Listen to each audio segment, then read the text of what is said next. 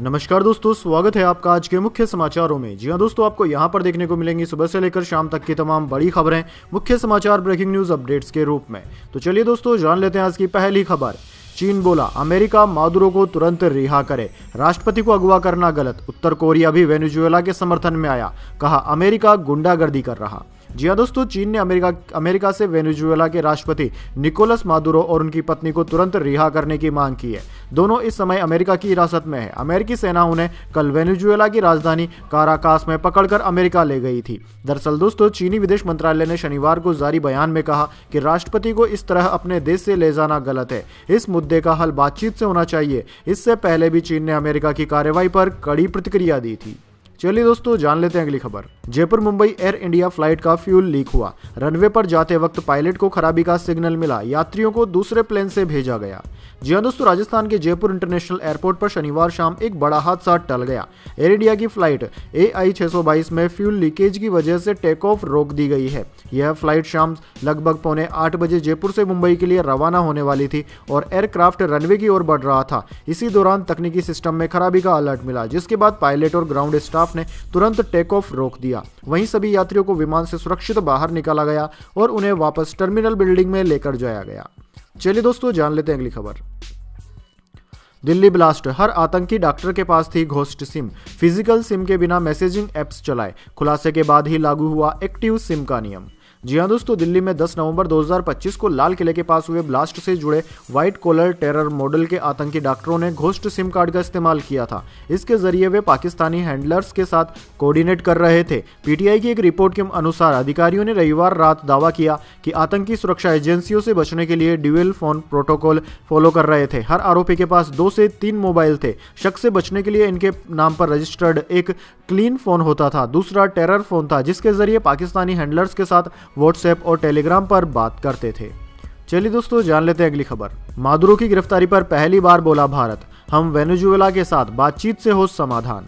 जी हां दोस्तों, भारत ने वेनेजुएला और अमेरिका के बीच तनाव पर पहली बार अपनी प्रतिक्रिया दी है। भारत ने कहा है कि वेनेजुएला में इस वक्त जो हालात बने हुए हैं वे बेहद चिंताजनक है। भारत सरकार ने स्पष्ट किया कि अमेरिकी फोर्स की ओर से राष्ट्रपति निकोलस मादुरो को पकड़े जाने के बाद की स्थिति पर वह लगातार नजर बनाए हुए है और हालात की बारीकी से निगरानी कर रहे हैं। दरअसल दोस्तों, विदेश मंत्रालय ने कहा कि भारत वेनेजुएला के लोगों की सुरक्षा और भलाई का समर्थन करता है और सभी पक्षों से अपील करता है कि वे बातचीत के जरिए मुद्दों का शांतिपूर्ण समाधान निकालें ताकि क्षेत्र में शांति और स्थिरता बनी रहे। चलिए दोस्तों, जान लेते हैं अगली खबर। इंदौर में जहरीले पानी से अब तक 16 की मौत। प्रदेश भर में कांग्रेस घंटा बजाकर कर रही प्रदर्शन, कटनी में भाजपा कार्यकर्ताओं ने किया डांस। जी हां दोस्तों, इंदौर के भागीरथपुरा में दूषित पानी से अब तक 16 लोगों की मौत हो चुकी है। 150 लोग अभी भी अस्पतालों में भर्ती है। अलग अलग हॉस्पिटल के ICU में भर्ती लोगों को एक जगह शिफ्ट किया जा रहा है। शनिवार शाम 6 बजे के बाद ऐसे 12 मरीज बॉम्बे हॉस्पिटल के ICU में लाए गए। वहीं भागीरथपुरा इलाके में बोरिंग में भी लीकेज की जांच की जा रही है। रहवासी ललित ने बताया कि अभी पीने के पानी की सप्लाई टैंकर के जरिए ही की जा रही है। साफ पानी की मांग को देखते हुए अब गलियों में बिस्लेरी से भरी गाड़ियां भी घूमने लगी है। चलिए दोस्तों, जान लेते हैं अगली खबर। असदुद्दीन ओवैसी बोले, मोदी जी आतंकवादियों को उठाकर भारत लाओ, आपका 56 इंच का सीना। ट्रंप वेनेजुएलाई राष्ट्रपति को गिरफ्तार कर सकता है तो आप क्यों नहीं।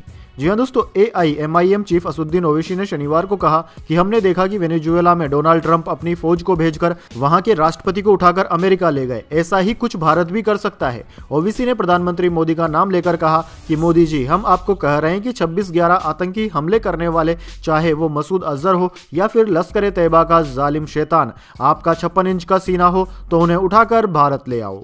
चलिए दोस्तों, जान लेते हैं अगली खबर। बांग्लादेश में हिंदू नेता के चुनाव लड़ने पर लगी रोक।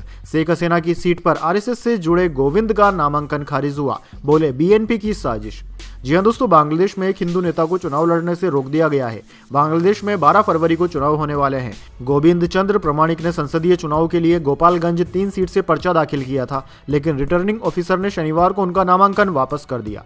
पूर्व प्रधानमंत्री शेख हसीना गोपालगंज 3 से सांसद थी। यहाँ 50% से ज्यादा हिंदू वोटर्स हैं। गोविंद निर्दलीय चुनाव लड़ना चाहते थे। वह पेशे से वकील और बांग्लादेश जातीय हिंदू महाजोत नामक संगठन के महासचिव भी हैं। चलिए दोस्तों, जान लेते हैं अगली खबर। एलन मस्क का वेनेजुएला के लिए बड़ा ऐलान, पूरे देश में फ्री इंटरनेट सर्विस देगा स्टारलिंक। जी हाँ दोस्तों, अमेरिका में टेस्ला और स्पाइस एक्स के प्रमुख एलन मस्क ने रविवार को घोषणा की कि उनकी सैटेलाइट इंटरनेट सेवा स्टारलिंक वेनेजुएला के लोगों को 1 महीने तक मुफ्त ब्रॉडबैंड सुविधा उपलब्ध करवाएगी। मस्क ने कहा कि यह कदम वेनेजुएला की जनता को मौजूदा हालात में जुड़े रहने में मदद करने के लिए उठाया गया है। एलन मस्क ने सोशल मीडिया प्लेटफॉर्म एक्स पर स्टारलिंक की पोस्ट साझा करते हुए लिखा कि यह सेवा वेनेजुएला के लोगों के समर्थन में दी जा रही है। यह घोषणा ऐसे समय पर आई है जब अमेरिका की तरफ से किए गए सैन्य ऑपरेशन में वेनेजुएला के राष्ट्रपति निकोलस मादुरो को हिरासत में लिए जाने के बाद देश में हालात अस्थिर बने हुए हैं। चलिए दोस्तों, जान लेते हैं अगली खबर। राम रहीम जेल से 15वीं बार बाहर आएगा। डेरा मुखी को 40 दिन की पैरोल मिली। साध्वियों से यौन शोषण मर्डर केस में कैद काट रहा। जी हाँ दोस्तों, रोहतक की सुनारिया जेल में साध्वियों से यौन उत्पीड़न और पत्रकार की हत्या के मामले में आजीवन कारावास की सजा काट रहा डेरा सच्चा सौदा प्रमुख गुरमीत राम रहीम को एक बार फिर 40 दिन की पैरोल मिल गई है। इस दौरान राम रहीम डेरा सच्चा सौदा हेडक्वार्टर सिरसा में रहेगा।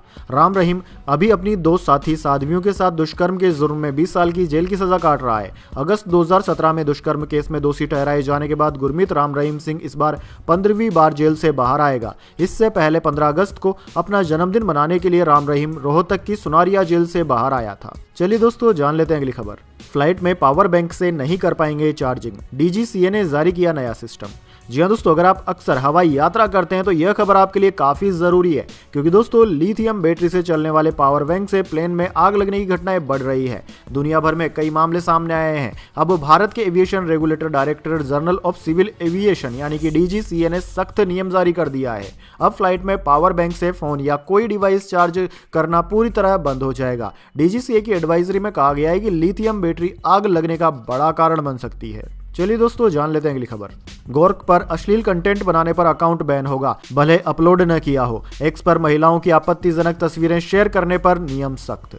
जी हाँ दोस्तों, सोशल मीडिया प्लेटफॉर्म एक्स ने अपने एआई ऐप ग्रोक पर बनाए जा रहे अश्लील कंटेंट को लेकर सख्त नियम बनाए हैं। कंपनी ने कहा कि ऐसे कंटेंट को तुरंत हटाया जाएगा। साथ ही अगर कोई यूजर ग्रोक का इस्तेमाल करके आपत्तिजनक कंटेंट बनाता है तो उसके खिलाफ वही कार्रवाई होगी जो सीधे अवैध कंटेंट अपलोड करने पर होती है, यानी कि यूजर्स का अकाउंट हमेशा के लिए बैन कर दिया जाएगा। दरअसल दोस्तों, एक्स ने भारत सरकार की तरफ से आपत्ति जताए जाने के 3 दिन बाद नए नियम बनाए। केंद्र सरकार ने 2 जनवरी को एक्स से कहा था कि वह एआई ऐप ग्रोक से बनाई जा रही अश्लील फूहड़ कंटेंट को तुरंत हटाए, नहीं तो कानूनी कार्रवाई की जाएगी। चलिए दोस्तों, जान लेते हैं अगली बड़ी खबर। उत्तराखंड के गंगोत्री में तापमान -22 डिग्री पहुंचा। नदी झरने जमे। राजस्थान के 14 जिलों में कोहरा। एमपी में 15 दिन तक शीतलहर। दिल्ली में फ्लाइट्स में देरी। जी हाँ दोस्तों, जम्मू कश्मीर और हिमाचल प्रदेश के ऊंचाई वाले इलाकों में शनिवार को तापमान 0 से नीचे चला गया। उत्तराकाशी के गंगोत्री क्षेत्र में न्यूनतम तापमान -22 डिग्री पहुंचने से भागीरथी नदी जम गई। राजस्थान में रविवार को 5 जिलों में शीतलहर और 9 जिलों में घने कोहरे का अलर्ट जारी किया गया था। राजस्थान के माउंट आबू में लगातार दूसरे दिन पारा 0 डिग्री पहुंचा। वहीं दोस्तों, मध्य प्रदेश के भोपाल में सर्दी के इस सीजन में पहली बार पूरे दिन घना कोहरा छाया रहा। 11 शहरों में दिन का तापमान 20 डिग्री से नीचे रहा। इसके अलावा दोस्तों, दिल्ली में सुबह कोहरा छाया रहा। इंदिरा गांधी इंटरनेशनल एयरपोर्ट पर फ्लाइट्स में देरी हुई। Airport authority of India AAI ने कहा कि उत्तर भारत में घने कोहरे के चलते कई एयरपोर्ट्स पर फ्लाइट प्रभावित हो सकती है। चलिए दोस्तों, जान लेते हैं अगली खबर। उद्धव ठाकरे बोले, बीजेपी वोट चुराने के बाद उम्मीदवार चुरा रही। लोकतंत्र पर अब भीड़ तंत्र का कब्जा। 20 साल बाद शिवसेना भवन पहुंचे राज ठाकरे। जी हाँ दोस्तों, शिवसेना यूबीटी प्रमुख उद्धव ठाकरे ने कहा कि महायुति पहले वोट चुराती थी, अब उम्मीदवार चुरा रही है। देश में ऐसा माहौल हो गया है जैसे लोकतंत्र पर भीड़ तंत्र का कब्जा हो। ये बातें उन्होंने शुक्रवार को महायुति के 68 उम्मीदवारों के निर्विरोध जीतने के मामले में कही। वहीं महाराष्ट्र नवनिर्माण सेना प्रमुख राज ठाकरे 20 साल बाद शिवसेना भवन पहुंचे, जहां दोनों नेताओं ने पार्टी मैनिफेस्टो भी रिलीज किया। वहीं महाराष्ट्र सीएम देवेंद्र फडणवीस ने वर्ली में एक रैली में कहा कि हम बांग्लादेशी घुसपैठियों की पहचान करके उन्हें देश से बाहर निकालेंगे। यह सुनिश्चित करेंगे कि देश की मुंबई को एक ऐसा मेयर मिले जो मराठी और हिंदू हो। चलिए दोस्तों, जान लेते हैं अगली खबर। ऋतुराज गायकवाड़ ने रचा इतिहास। विजय हजारे ट्रॉफी में सबसे तेज 100 छक्के जड़ने वाले बल्लेबाज बने।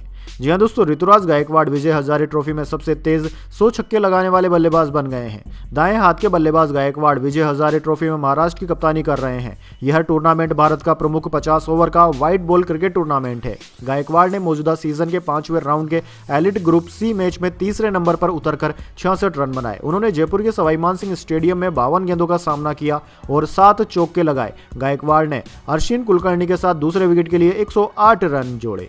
चलिए दोस्तों, जान लेते हैं अगली खबर।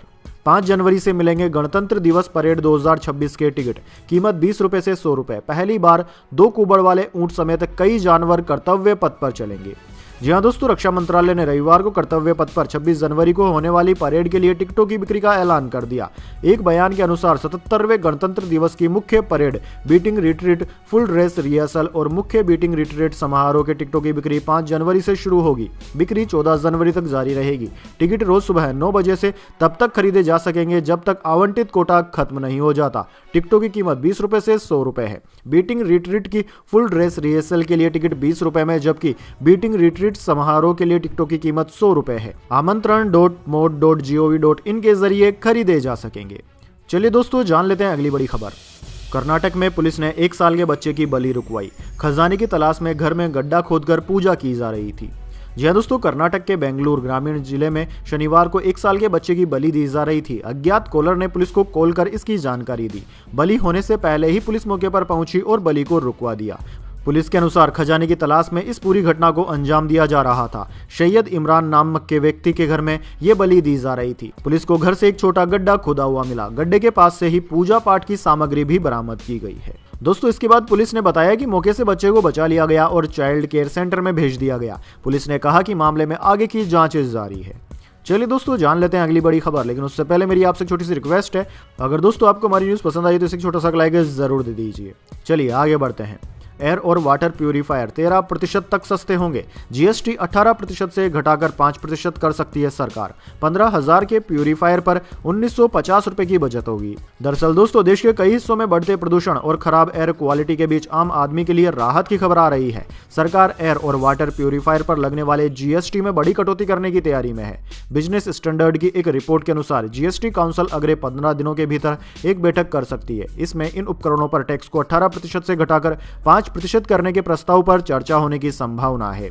अभी तक एयर और वाटर प्यूरीफायर को डिस्क्रेशनरी यानी कि विलासिता यानी कि लग्जरी वाली कैटेगरी में रखा गया है, जिसके कारण इन पर 18% जीएसटी लगता है। सरकार अब इन्हें जरूरी वस्तु की कैटेगरी में डालने पर विचार कर रही है। वैसे दोस्तों, आपको क्या लगता है, सरकार को इन पर से टैक्स पूरी तरीके से हटा देना चाहिए या नहीं? कमेंट बॉक्स में अपनी राय जरूर दीजिए। चलिए आगे बढ़ते हैं। बांग्लादेश में जिहाद के 2 चेहरे, दोनों का मकसद भारत विरोध। तस्लीमा नसरीन की खरी खरी। दरअसल दोस्तों, बांग्लादेश में मौजूदा राजनीतिक हालात और वहां हो रही हिंसा को लेकर वहां की निर्वासित लेखिका तस्लीमा नसरीन ने बड़ा बयान दिया है। उन्होंने कहा कि बांग्लादेश में जिहाद के 2 अलग अलग रूप बताए जा रहे हैं, लेकिन दोनों की दिशा और उद्देश्य एक जैसे माने जाते हैं। एक वर्ग वह है जो दाढ़ी और टोपी में मदरसों में पढ़ा लिखा दिखता है, जबकि दूसरा वर्ग पश्चिमी कपड़ों में विश्वविद्यालय की डिग्री लेकर आमने सामने आता है। रूप अलग होने के बावजूद दोनों का काम और सोच समान बताई जाती है और वो भारत के प्रति शत्रुता, उनका साझा सपना युद्ध की ओर बढ़ना और पाकिस्तान के साथ खड़े होना बताया जाता है। चलिए दोस्तों, जान लेते हैं अगली खबर। बांग्लादेश T20 वर्ल्ड कप खेलने भारत नहीं आएगा। बोर्ड ने आईसीसी से श्रीलंका में खेलने की मांग की। मुस्तफिजुर को आईपीएल से हटाने के बाद लिया फैसला। जी हां दोस्तों, बांग्लादेश की टीम T20 वर्ल्ड कप खेलने भारत नहीं आएगी। यह जानकारी बांग्लादेश क्रिकेट बोर्ड BCB ने दी है। बोर्ड ने इंटरनेशनल क्रिकेट काउंसिल ICC से अपनी टीम के मैच श्रीलंका में कराने की मांग की है। बांग्लादेशी क्रिकेटर मुस्तफिजुर रहमान को BCCI के आदेश पर IPL से बाहर करने के बाद BCB ने यह फैसला लिया। अब दोस्तों, ICC तय करेगा कि बांग्लादेश के मैच श्रीलंका में होंगे या नहीं। यूनिस सरकार में खेल सलाहकार आसिफ नजरुल ने सोशल मीडिया पर भी इसकी जानकारी देते हुए BCB के फैसले का स्वागत किया। चलिए दोस्तों, जान लेते हैं अगली खबर। ओडिशा के ढेकन नाल में पत्थर की खदान की चट्टान गिरी, 2 मजदूरों की मौत, कई अब भी फंसे। ड्रिलिंग करते वक्त हुआ हादसा। जी हां दोस्तों, ओडिशा के ढेकनाल जिले में एक पत्थर की खदान में चट्टानों का एक बड़ा हिस्सा गिर गया। पुलिस के अनुसार हादसा शनिवार शाम को हुआ, जब गोपालपुर गांव के पास बनी खदान में कुछ मजदूर ड्रिलिंग और पत्थर निकालने का काम कर रहे थे। लोकल मीडिया रिपोर्ट्स के अनुसार हादसे में 2 मजदूरों की मौत हो गई, जबकि कुछ अभी भी फंसे हुए हैं। रेस्क्यू ऑपरेशन चला रहे फायर सर्विसेज के अधिकारी ने बताया कि फायर सर्विस टीमें, Odisha disaster rapid action force की टीमें, डॉग स्क्वाड और बचाव अभियान में लगी मशीनों को इलाके में भेज दिया गया है। चलिए दोस्तों, जान लेते हैं अगली खबर। वेनेजुएला पर अमेरिका के हमले पर शशि थरूर का बड़ा बयान, दुनिया को दी चेतावनी। दरअसल दोस्तों दक्षिण अमेरिका के सबसे अधिक तेल संपन्न देश वेनेजुएला में शनिवार तड़के अमेरिकी सैन्य बलों की ओर से अचानक की गई सर्जिकल स्ट्राइक ने पूरी दुनिया को हिलाकर रख दिया है। राष्ट्रपति डोनाल्ड ट्रंप के आदेश पर किए गए इस ऑपरेशन में वेनेजुएला के राष्ट्रपति निकोलस मादुरो और उनकी पत्नी को हिरासत में लेकर अमेरिका लेकर जाया गया। इस नाटकीय घटनाक्रम पर भारतीय राजनीति के दिग्गज लेखक और पूर्व अंतर्राष्ट्रीय राजनयिक शशि थरूर ने तीखी प्रतिक्रिया दी है, जिसने वैश्विक कूटनीति में एक नई बहस छेड़ दी है। दरअसल दोस्तों कांग्रेस सांसद और विदेश मामलों की संसदीय समिति के अध्यक्ष शशि थरूर ने इस घटना को अंतर्राष्ट्रीय कानून की विफलता करार दिया। थरूर ने सोशल मीडिया प्लेटफॉर्म एक्स पर अपने विचार शेयर करते हुए इसे माइट इज राइट यानी कि जिसकी लाठी उसकी भैंस वाली विचारधारा का उदय बताया। चलिए दोस्तों जान लेते हैं अगली खबर। अडानी के बॉन्ड में 8.90% तक ब्याज, 6 जनवरी को खुलेगा इशू, 1000 करोड़ जुटाएगी कंपनी, इसमें निवेश का तरीका और रिस्क भी। जी हाँ दोस्तों, अगर आप बैंक एफडी से ज्यादा रिटर्न चाहते हैं तो आप अडानी ग्रुप के पब्लिक बॉन्ड इशू यानी कि एनसीडी में निवेश कर सकते हैं। अडानी ग्रुप की प्रमुख कंपनी अडानी एंटरप्राइजेज का यह इशू 6 जनवरी को खुलेगा। इसमें 19 जनवरी तक निवेश कर सकते हैं। रिटेल निवेशकों यानी कि आम लोगों के लिए अच्छी बात यह है कि कुल इशू का 35% हिस्सा उनके लिए रिजर्व रखा गया है। यह कंपनी का तीसरा पब्लिक बॉन्ड इशू है। इससे पहले 2024 और 2025 के इशू को निवेशकों का अच्छा रेस्पॉन्स मिला था। चलिए दोस्तों जान लेते हैं अगली बड़ी खबर। 800 करोड़ रुपए कमाने वाली पहली बॉलीवुड फिल्म बनी धुरंधर, पुष्पा 2 का रिकॉर्ड भी तोड़ा। जी हाँ दोस्तों, बॉलीवुड फिल्म धुरंधर को रिलीज हुए अब पूरा 1 महीना हो गया है, लेकिन 1 महीने बाद भी रणवीर सिंह की फिल्म बॉक्स ऑफिस पर ढीली पड़ती नजर नहीं आ रही है। दर्शक धुरंधर को एक बार नहीं बल्कि बार बार देखने थिएटर्स जा रहे हैं और ऐसे में फिल्म अब 800 करोड़ क्लब का हिस्सा बन गई है। वहीं 31वें दिन के कलेक्शन के साथ धुरंधर ने पुष्पा 2 द रूल के हिंदी बॉक्स ऑफिस रिकॉर्ड को भी तहस नहस कर दिया। दोस्तों धुरंधर ने बॉक्स ऑफिस पर पहले हफ्ते 218 करोड़ का कलेक्शन किया था। दूसरे हफ्ते फिल्म ने 261.5 करोड़ और तीसरे हफ्ते 179.3 करोड़ रुपए की कमाई की। धुरंधर के चौथे हफ्ते का कलेक्शन 115.70 करोड़ रुपए रहा और अब 5वें हफ्ते भी ये धांसू कमाई लगातार जारी है। रणवीर सिंह की फिल्म ने 29वें दिन 9.70 करोड़ और 30वें दिन 12.60 करोड़ रुपए कमा लिए। इस तरीके से 30 दिन में धुरंधर ने भारतीय बॉक्स ऑफिस पर 806.80 करोड़ रुपए का कलेक्शन कर लिया। इसी के साथ धुरंधर भारत में 800 करोड़ का हिस्सा बनने वाली पहली बॉलीवुड फिल्म बन गई है। चलिए दोस्तों जान लेते हैं अगली खबर। भारत में बनेगी यामा की नई sports bike R2, festive season में लॉन्च होगी। KTM RC 200 और करिश्मा XMR से होगा मुकाबला।